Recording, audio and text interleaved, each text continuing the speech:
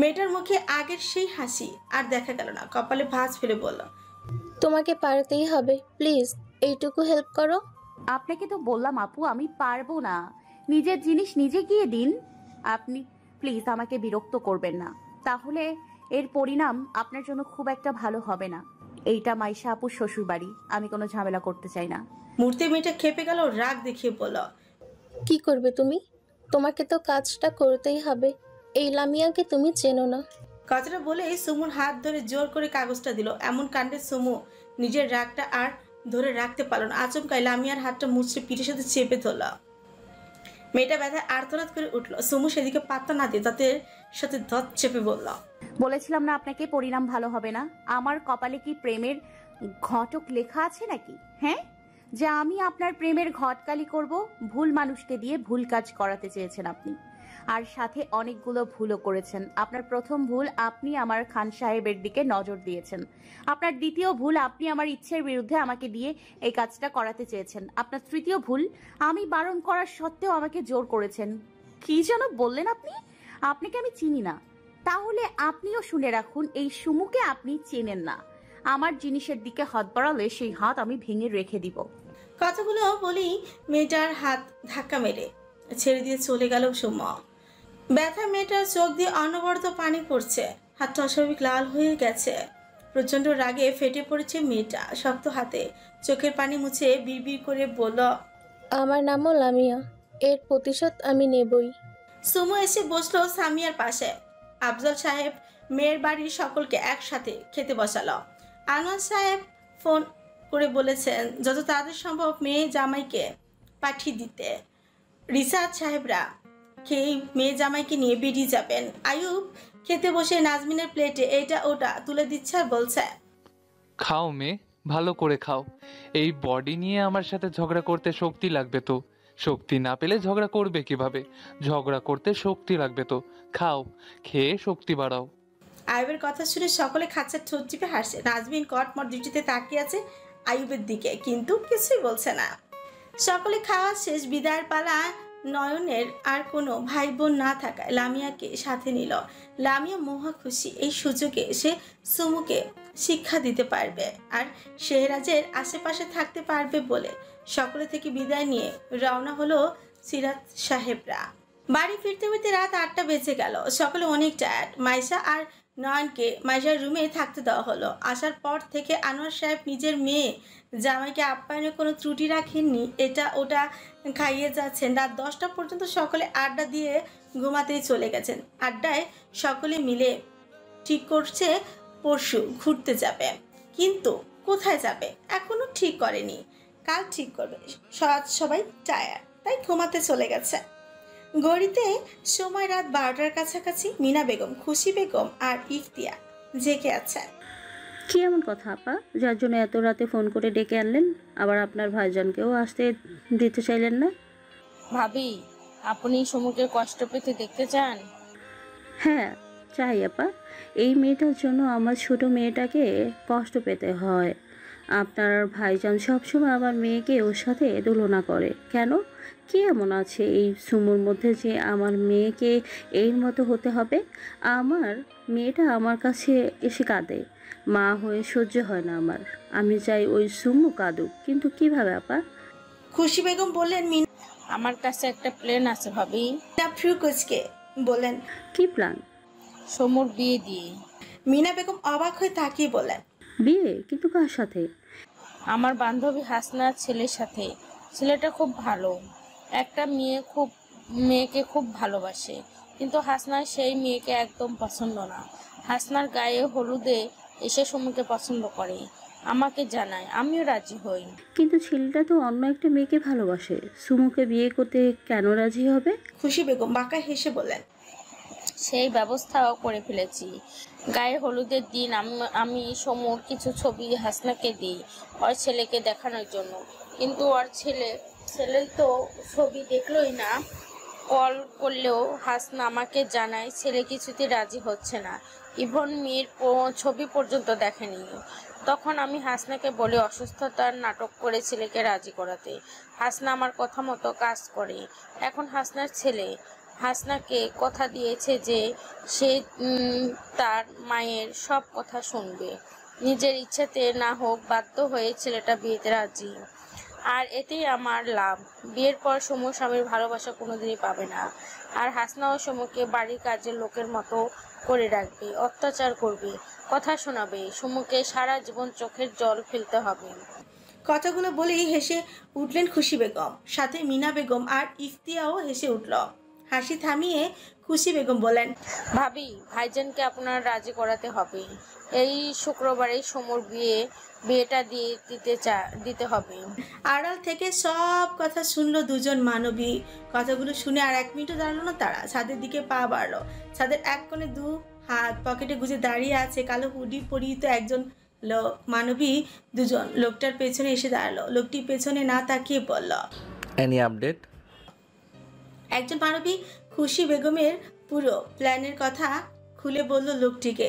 কথাগুলো শুনে লোকটা বাঁকা হাসলো, মুখে বলল, ছেলেটার নাম্বার জোগাড় করে দিতে পারবে? জি পারবো। ওকে, ট্যুর থেকে আসার পর নাম্বারটা জোগাড় করবে। আর এই ফোনটা রাখো, যে কোনো আপডেট এই ফোনের মাধ্যমে আমাকে জানাবে। ফোনটা হাতে নিয়ে মানবী দুজন চলে গেল। লোকটা আকাশের দিকে তাকে বাঁকা এসে বিড়বিড়িয়ে বলল, তোমাকে আমার থেকে কেউ কেড়ে নিতে পারবে না।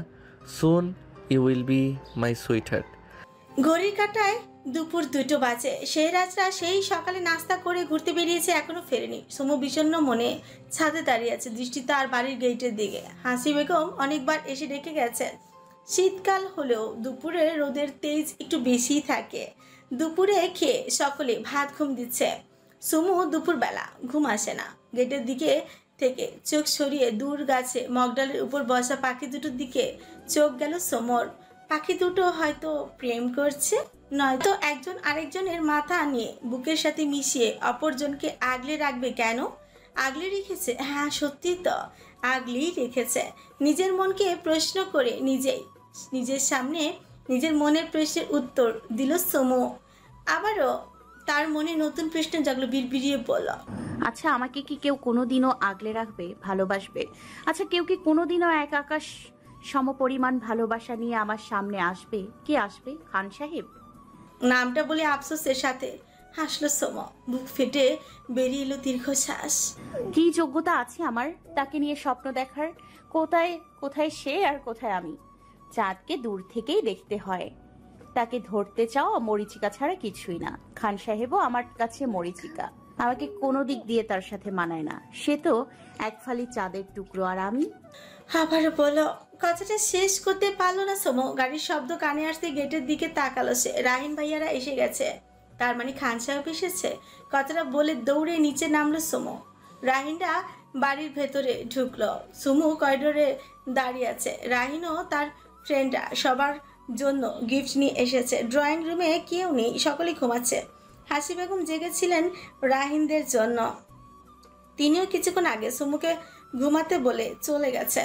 সুমু করিডোর ছেড়ে নিচে নেমে এলো। রাহিনদের উদ্দেশ্যেই বলল, ভাইয়া, তোমরা গোসল করে খেতে আসো। বাড়ির সকলে ঘুমাচ্ছে, আমি তোমাদের খাবার সার্ভ করে দিচ্ছি। রাহিন সুমুর দিকে তাকিয়ে হেসে বলা, তোকে আর কষ্ট করতে হবে না সুমু, আমরা খেয়ে এসেছি, তুই ওপরে যা, আমরা ফ্রেশ হয়ে একটু রেস্ট নেব।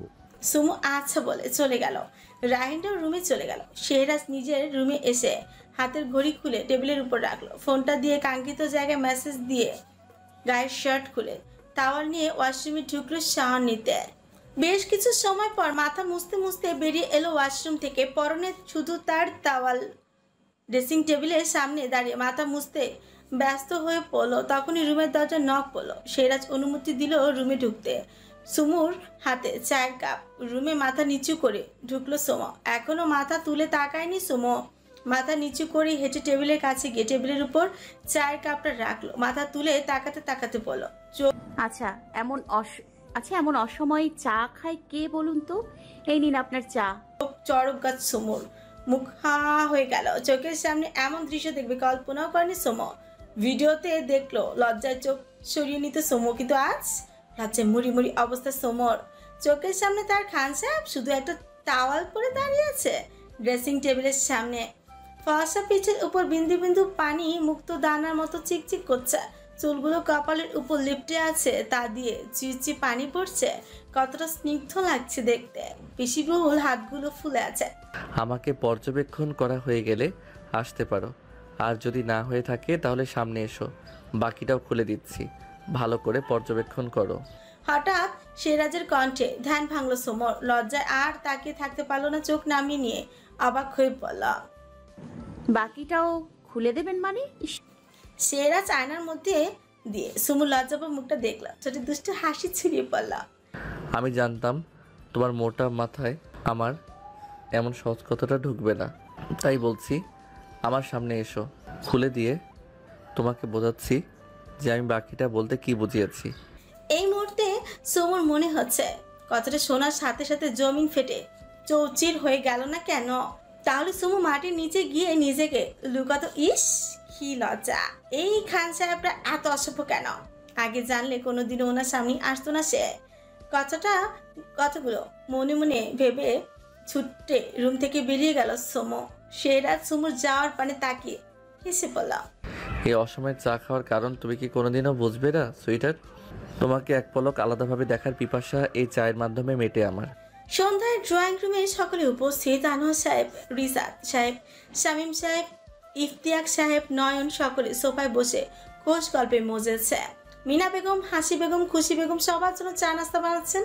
সুমুরা সকলে মাইশার রুমে আড্ডা দিচ্ছে। শেহরাজরা সকলে নিচে নেমে এলো, হাতে সকলের শপিং ব্যাগ। রাহিন রাইফকে বলল, এই রাইফ যা তো, বাকি সবাইকে ডেকে নিয়ে আয়। রাইফ দৌড়ে চলে গেল সুমুদের ডাকতে। সুমুরা আড্ডায় মেতেছে তাদের টপিক ঘুরতে যাওয়া নিয়ে। সকালেই সকলে মিলে ঠিক করেছে কক্সবাজার যাবে। রাইফ রুমে এসে বলল, আপুরা তোমরা সকলে নিচে চলো, রাহিন ভাইয়া ডাকছে। রাহিন ভাইয়া ও তার সব ফ্রেন্ডদের সাথে শপিং ব্যাগ, মনে হয় সকলকে গিফট দেবে। চলো চলো তাড়াতাড়ি নিচে চলো। কথাটা বলে রাইফ আবারও দৌড়ে চলে গেল। মাইশারাও আর বসে থাকলো না, উঠে পা বাড়ালো ড্রয়িং রুমের উদ্দেশ্যে। সুমুকে বাদে সকলে চলে যাচ্ছিল। সামিয়া সুমুকে বসে থাকতে দেখে বলল, সুমু আপু তুমি বসে আছো কেন, নিচে যাবার না? সুমুর মনে পড়ে গেল দুপুরের কথা। সে বালিশে মাথা দিয়েই বলল, না রে তোরা যা, আমার খুব ঘুম পাচ্ছে। মাইশা সুমুর কথা শুনে ফ্রিকুচকে তাকিয়ে বলল, ঘুম পাচ্ছে মানে?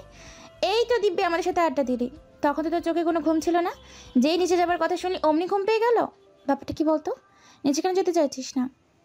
সুমু বোকার মতো হেসে বলল, আসলে কি বলো তো আপু, ঘুম আমার তখনও পাচ্ছিল, কিন্তু তোমাদের বুঝতে দেইনি। তখন আড্ডা দিচ্ছিলাম, তাই ঘুমটা দু চোখের কাছে খুব একটা পাত্তা পাইনি। এখন তো আড্ডাটা ভেঙে গেছে, আর ঘুমটাও সুযোগের অপেক্ষায় ছিল। আড্ডাটা ভেঙে যাওয়াতে ঘুমটাও পাত্তা পেয়ে গেল, আর দুই চোখে এসে ভর করলো। এখন আর কোনোভাবেই আমি এই ঘুমকে ফেরাতে পারবো না, তোমরা যাও। কথাগুলো বলে চোখ বন্ধ করলো সুমু। মাইশা খুব ভালো করেই বুঝতে পারছে এইসব সুমুর নিচে না যাওয়ার বাহানা। মাইশার মাথায় একটি প্ল্যান আসলো। সে মুখে বলল, আচ্ছা সুমু, তাহলে তুই ঘুমা, আমরা যাই। মাইশা সকলকে নিয়ে রুমের বাইরে গেল, কিন্তু নিচে গেল না। সকলকে নিয়ে দরজার বাইরে দাঁড়িয়ে রইল। সুমু মাইশাদের চলে যেতে দেখে বিছানা থেকে লাফ দিয়ে উঠলো, আর তখনই হুড়মুড়িয়ে মাইশার রুমে ঢুকলো নাজমিন। বলল, সুমু আপু তুমি নাকি ঘুমাও? এটা তোমার ঘুম? বসে তাকিয়ে তাকিয়ে ঘুমোচ্ছ তুমি? সামিয়া বলল, আরে নাজমিন বুঝিস না, আপু ট্রেন্ড বের করেছে, নতুন স্টাইলে ঘুমানোর ট্রেন্ড। সামিয়ার কথা শুনে সকলে হেসে উঠলো। মাইশা বলল, ঘুম না, ঘোড়ার ডিম পেয়েছে ওর। রাইসা বিরক্তি নিয়ে তাকিয়ে আছে সুমুর দিকে, মুখে বলল, ইফ এত ঢং করার কি মানে সুমু আপু? তোমার ঢং দেখলে বিরক্ত লাগে আমার। সবার কাছে ইম্পর্টেন্স পাওয়ার জন্য এসব ইচ্ছে করে করো, তাই না তুমি? তিয়া বলল, ঠিক বলেছিস রাইসা, এইসবও ইচ্ছে করেই করে যাতে সবাই ওকে দাম দেয়, যত সব ন্যাকামি। রাইসা আর ইফতিয়ার কথাগুলো শুনে সকলের মুখের হাসি নিভে গেল। মাইশা ইফতিয়া আর রাইসাকে ধমকে উঠে বলল, এসব কি ধরনের ব্যবহার তোদের? কার সাথে কীভাবে কথা বলতে হয় জানিস না? কোনো ম্যানার্স শিখিসনি তাই না? রাইসা বোনের ধমক খেয়ে আর কোনো কথা বলল না। ইফতিয়া ফ্রিকুচকে বলল, সরি আপু, তবে এত ন্যাকামি দেখলে গা চলে যায়, তাই তখন আর ম্যানার্স ঠিক থাকে না। সুমু হাসছে ওদের দুজনের কথা শুনে, যেন ওদের দুজনের কথা শুনে খুব মজা লেগেছে ওর। মুখে হাসি রেখে ইফতিয়ার উদ্দেশ্যেই বলল, আমার ন্যাকামি দেখলে যদি তোর গা এতই চলে যায় তাহলে দেখিস না আমার ন্যাকামি। আমি কি তোকে ইনভাইট করে নিয়ে আসি আমার ন্যাকামি দেখার জন্য? ইফতিয়ার সুমুর দিকে তাকিয়ে বলল, শোন, চোখের সামনে ন্যাকামি করলে দাওয়াত দিয়ে আসতে হয় না?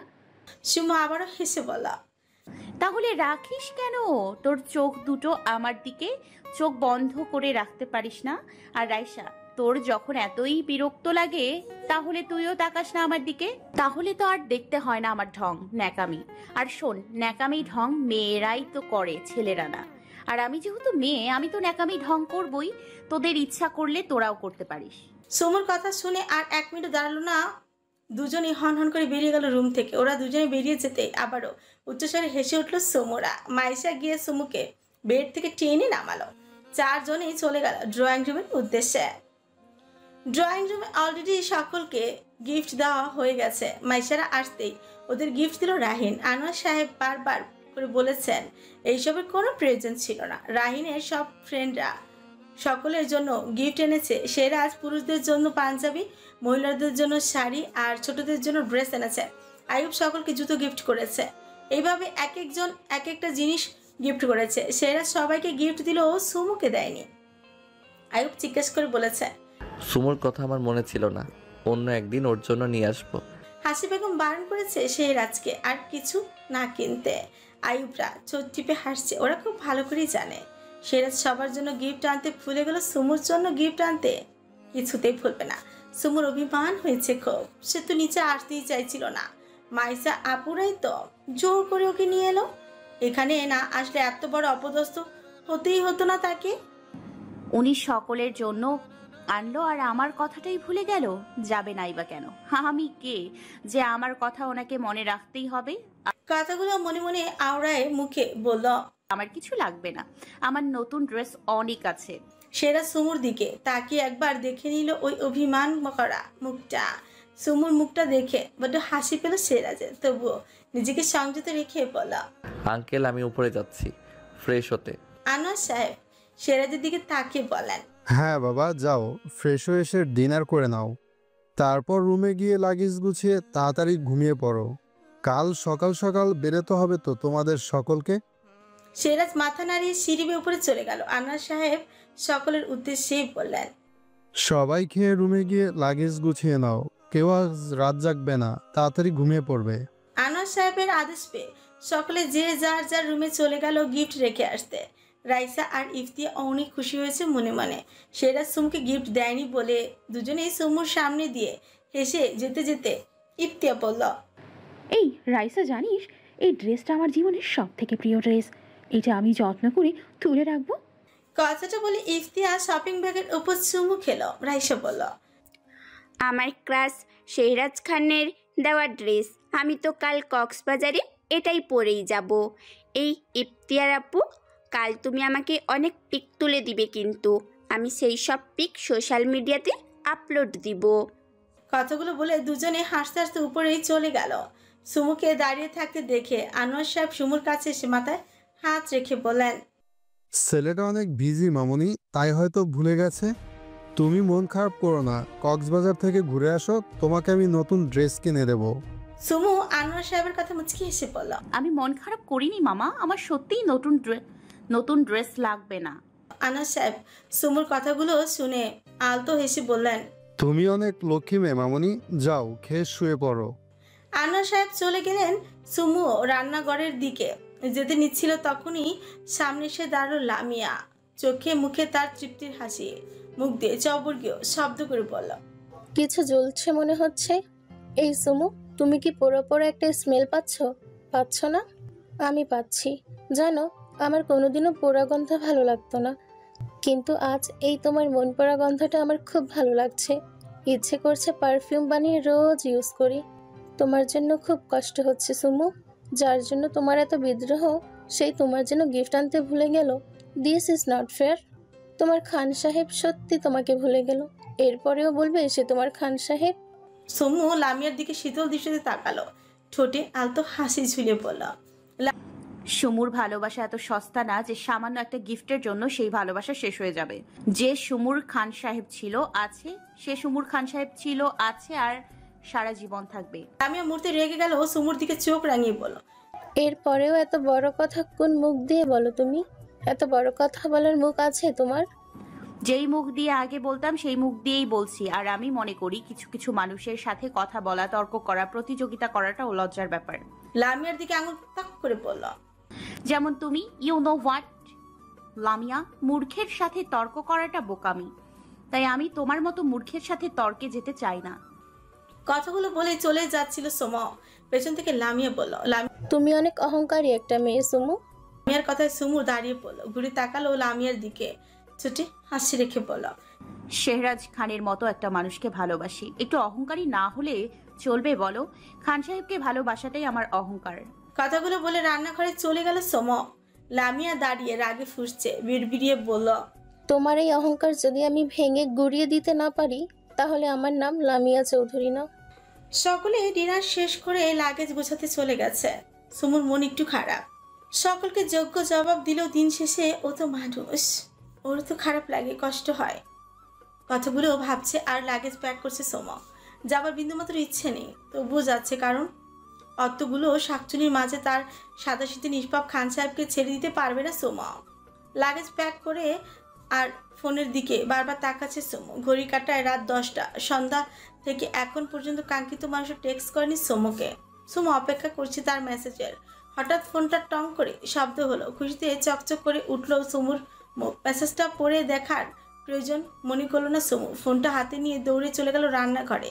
বেশি করে দুধ দিয়ে দারুণ এক কাপ চা বানালো সোমু। চায়ের কাপটা হাতে নিয়ে ছুটলো কাঙ্ক্ষিত রুমটার সামনে। সেরাজের পারমিশন পেয়ে রুমে ঢুকলো সোমু।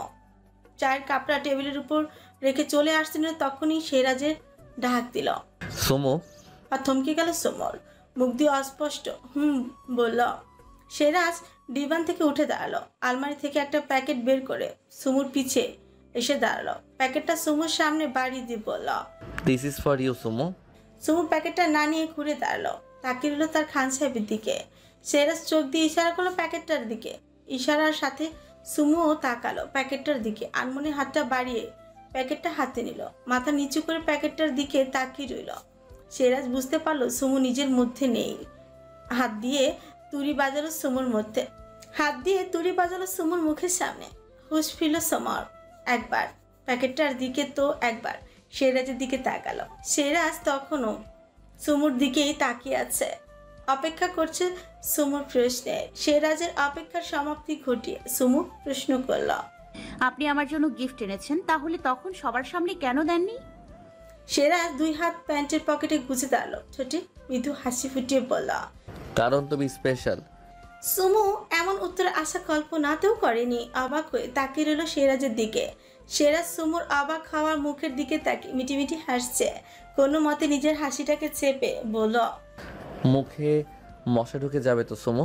সুমু চট জলদি মাথা নামিয়ে বলল, স্পেশাল? খুব স্পেশাল। কিন্তু কেন?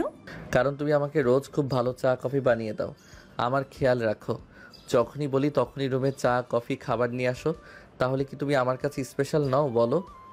সুমু ফিকুচকে তাকিয়ে আছে তার খান সাহেবের দিকে। মানুষটার একটা কথায় কতটা আশা দেখলো সে। কিন্তু এ কি উত্তর দিল উনি? এই সবের জন্য আমি তার কাছে স্পেশাল? হ্যাঁ ঠিকই তো, তাছাড়া আর কি? অন্য কোনোভাবে আমি কেন তার স্পেশাল হব? চা কফির দিক দিয়ে স্পেশাল হতে পেরেছি, এটাই অনেক। মনে মনে কথাগুলো ভেবে মুখে বললা, ও আচ্ছা। কেন সুমু, তুমি কি ভেবেছিলে? না কিছু না, তার জন্য আপনাকে ধন্যবাদ। আমি তাহলে এখন রুমে যাই। সেরা চায় চুমুক দিয়ে বলল, যাও। আর ড্রেসটা পছন্দ হয়েছে কিনা জানিও। আচ্ছা বলে চলে গেল সৌম্য। তার খান সাহেব তাকে ভুলিনি মনে করে ঠিকই তার জন্য গিফট এনেছে। কথাটা বিড়বিড়ে বলে রুম থেকে খুশি মনে গিফটটা খুলে দেখলো সৌম্য। একটা সুন্দর গর্জিয়াস কালো শাড়ি, তার সাথে ম্যাচিং অর্নামেন্টস। সুমু সব কিছু দেখে খুব অবাক হলো। শাড়িটা চোখ ধাঁধানো সুন্দর, যে কেউ দেখলে শাড়িটা প্রেমে পড়ে যাবে। ঠিক যেমন যে কোনো মেয়ে ওনাকে দেখলে প্রেমে পড়ে যাবে, ঠিক তেমনি যে কোনো মেয়ে ওনার দেওয়া এই শাড়িটা দেখলে এই শাড়িটার প্রেমে পড়ে যাবে। শাড়িটা ঠিক খান সাহেবের মতো সুন্দর। মানুষটা দেখতে যতটা সুন্দর, মানুষটার পছন্দ ঠিক ততটাই সুন্দর। সুমু শাড়িটা গায়ের উপর দিয়ে আয়না একবার দেখে নিল নিজেকে। বলিউড নায়িকা ভেবে আয়নার সামনে অ্যাক্টিংও করতে লাগলো। তারপর ফোনটা হাতে নিয়ে মেসেজ করলো কাঙ্ক্ষিত মানুষটাকে। ইফতিয়া আর খুশি বেগম রুমে বসে আছে। ইফতিয়া খুশিতে উন্মাদ হয়ে আছে, বরাবর সিরাজের দেওয়া ড্রেসটা দেখছে। খুশি বেগম মেয়ের কর্মে যুক্ত হয়ে পড়লেন। ইফতিয়া আয়নাতে তাকিয়ে বললেন, একটা সাধারণ ড্রেস এতবার করে দেখার কি আছে? এটা সাধারণ ড্রেস না আম্মু, এটা আমার লাইফের সব থেকে প্রিয় ড্রেস। আম্মু তুমি দেখলে শেহরাজ আমার সুমুকে কিভাবে সবার সামনে অপমান করলো? খুশি বেগম সুকুচকে তাকালো মেয়ের দিকে, বলেন, অপমান? হ্যাঁ আম্মু, অপমান। দেখলে না কিভাবে সবার জন্য গিফট আনলো শুধু সুমু বাদে। খুশি বেগম মেয়ের বোকা বোকা কথা শুনে রেগে গেলেন, তাতে তহ চেপে বলেন, বোকামিটা কম করে মাথাটা একটু খাটা। তুই শের হলে কি করে? শেহরাজ সুমুর জন্য কিছু আনেনি? ইফতিয়া আয়না থেকে চোখ সরিয়ে নিজের মায়ের দিকে তাকালো, কথাটা না বোঝার ভঙ্গিতে বলল, মানে কি বলতে চাইছো তুমি আম্মু? খুশি বেগম মেয়েকে ডেকে পাশে বসালেন, মেয়ের মুখের দিকে তাকিয়ে বলেন, তুই বোকা ইফতিয়া, তাই শেহরাজের মতো চতুর ছেলের চালাকি ধরতে পারিস না। তোর ভুল ধারণা যে শেহরাজ সুমুকে কিছু দেয়নি। দেখ, হয়তো আলাদাভাবে অবশ্যই কিছু দিয়েছে, আর সেই জিনিসটা হয়তো তোদের দেওয়া জিনিসের থেকেও এক্সপেন্সিভ। ইফতিয়া খুশি বেগমের দিকে জ্যাপ জ্যাপ করে তাকিয়ে আছে, মুখে রাত পর্যন্ত কাটলো না সে। খুশি বেগম আবারও বললেন, কক্সবাজারে থাকাকালীন ওদের দুইজনের দিকে 24 ঘন্টা নজর রাখবি, আর সব আপডেট টাইম টু টাইম আমাকে দিবি। ভোরের আলো এখনো ফুটেনি, চারপাশ কুয়াশায় ঠেকে আছে। সকলে উঠে রেডি হয়ে গেছে, সবাই কাল সিরাজের দেওয়া ড্রেস পরেছে। সকলে অলরেডি ড্রয়িং রুমে চলে এসেছে। মিনা বেগমরা সকলের জন্য নাস্তা বানাচ্ছেন। না খাইয়ে কাউকে ছাড়বেন না তারা, বাড়ির বড়রা কেউ যাবে না। আনোয়ার সাহেব বলেছেন ছোটদের আনন্দের মধ্যে তারা ঢুকতে চায় না, আর তাছাড়া সবাই চলে গেলে বাড়ি ফাঁকা হয়ে যাবে না, তাই বড়রা কেউ যাবে না। সকলে মিলে ঠিক করেছে গাড়িতে না বাসে যাবে। আনোয়ার সাহেব প্লেনে টিকিট কেটে দিতে চেয়েছিলেন, কিন্তু কেউ রাজি হয়নি। সকলে মিলে ঠিক করেছে বাসে নাচ গান আনন্দ করতে করতে যাবে। হাসি বেগম সকলের জন্য খাবার প্যাক করেছে, সাথে দিয়ে দিবেন বলে। খুশি বেগম নিজের 2 মেয়েকে বারবার বলেছেন ওখানে গিয়ে যাতে সাবধানে থাকে। সকলে নিচে নেমে এসেছে, সুমু এখনো আসেনি। রাইনরা সকলে হালকা নাস্তা করে বাসের কাছে গিয়ে দাঁড়িয়ে আছে। সুমু মাত্র নিচে নেমে এলো, পরনে তার গোলাপি কালারের চুড়িদার ওপর নরম শীতের কাপড়। সিরাজের দেওয়া শাড়িটা পরেনি সে। শাড়িটা পরলে বাড়ির সবার প্রশ্নের মুখোমুখি হতে হবে তাকে, তাই শাড়িটা অন্য একদিন পরবে বলে ঠিক করেছে। নিচে এসে হালকা নাস্তা করে বমির ওষুধ খেয়ে নিল সে। বাস সুমুর একদম সহ্য হয় না। হাসি বেগম আর শামীম সাহেব 2 মেয়েকে কাছে ডেকে আদর করলেন, সাবধানে থাকার কথা বলল। সকলে একসাথে বাড়ির বাইরে এলো। বাড়ির বড়দের থেকে বিদায় নিয়ে সকলেই উঠে পড়লো বাসে। একপাশে সব ছেলেরা আর একপাশে সব মেয়েরা বসেছে। শুধু মাইশা আর নয়ন একসাথে বসেছে। শেহরাজ আর আয়ুব একসাথে বসেছে। শেহরাজ যেখানে বসেছে সেখান থেকে সুমুকে স্পষ্ট দেখা যায়। গাড়ি ছাড়লো ভোর 5টা বাজে। আনোয়ার সাহেব ড্রাইভারকে বারবার বলেছেন সাবধানে গাড়ি ড্রাইভ করতে। গাড়ি ছাড়তে না ছাড়তেই সকলের গান বাজনা শুরু হয়ে গেল। সিরাজ তার প্রেয়সীকে দেখছে, যেন যে এখন ঠোঁটে মুচকি হাসি রেখে সকলের হুল্লোড় উপভোগ করছে। সকলেই কাশ্মীর গানের তালে তালে মিলে গান গাইছে। আয়ুব, রাহিন, শারবাজ মাঝে মাঝে দাঁড়িয়ে ডান্সও করছে। গাড়ি চলছে নিজ গতিতে, পুরো বাসে আনন্দের জোয়ার বয়ে যাচ্ছে। কক্সবাজার পৌঁছতে পৌঁছতে রাত 9টা বেজে গেল। 15 ঘন্টা 28 মিনিটের রাস্তায় ওদের লেগেছে 17 ঘন্টা। রাস্তায় অনেকবার বাস থামিয়েছে, সকলে এটা ওটা খেয়েছে, ওয়াশরুমে গিয়েছে। আয়ুব ভালো ভিউ পেলে গাড়ি থামিয়ে ভিডিও শ্যুট করেছে। এভাবে আরো 1 ঘন্টা 30 মিনিট নষ্ট করেছে। সকলে খুব টায়ার্ড। আগে থেকে রিসোর্ট বুক করে রাখার জন্য কারো খুব একটা অসুবিধা হয়নি। আজ আর কেউ বের হবে না। সকলে ফ্রেশ হয়ে খেয়ে রেস্ট নিতে চলে গেল। কাল ভোরে উঠে সকলে সূর্যোদয় দেখতে যাবে বলে ঠিক করেছে। দুপুর পর্যন্ত সমুদ্র পাড়েই কাটাবে বলে ঠিক করেছে। অন্ধকারে থাকতে হবে। সকলেই ঘুম থেকে উঠেছে। শীতে সবাই ঝকঝক করে কাঁপছে, তারপরও সবাই সূর্যোদয় দেখতে যাবে। সকলেই রেডি হচ্ছে। সুমু ঠিক করেছে আজ শাড়িটা পরবে। শাড়িটা একা একাই পরে নিল সে, কিন্তু কুচি ম্যানেজ করতে পারছে না। সামিয়া আর নাজমিন হেল্প করলো কুচি ধরতে। সামিয়া আর নাজমিন অনেকবার প্রশ্ন করছে শাড়িটার ব্যাপারে, সুমু বলেনি, তাই দুজনও কুচি ধরতে চায়নি। সুমু সবটা বলার পরে কুচি ধরে দিয়েছে। সুমু ওদের দুজনকে খুব বিশ্বাস করে, তাই নির্দ্বিধায় বলেছে ওদের। শাড়িটা পরে হালকা সেজে শাড়ির উপর লেডিস হুডি পরে নিল সোম। বেরিয়ে পড়লো রুম থেকে। সকলে রিসোর্টের বাইরে দাঁড়িয়ে ছিল। সুমুকে দেখে সকলেই অবাক। শেহরাজের নিঃশ্বাস আটকে গেছে, চোখের পলক পড়ছে না। সকলকে তাকিয়ে থাকতে দেখে সুমু লজ্জায় মুখ নামিয়ে নিল। আয়ুব শেহরাজের কানের কাছে গিয়ে বলল, মেয়েরা হট হলে ছেলেরা চলে যায়, তুই তো দেখছি জমে গেছিস। শেহরাজ বিরক্ত চোখে আয়ুবের দিকে তাকিয়ে বলল, গরমে জমে গেছি আয়ুবা।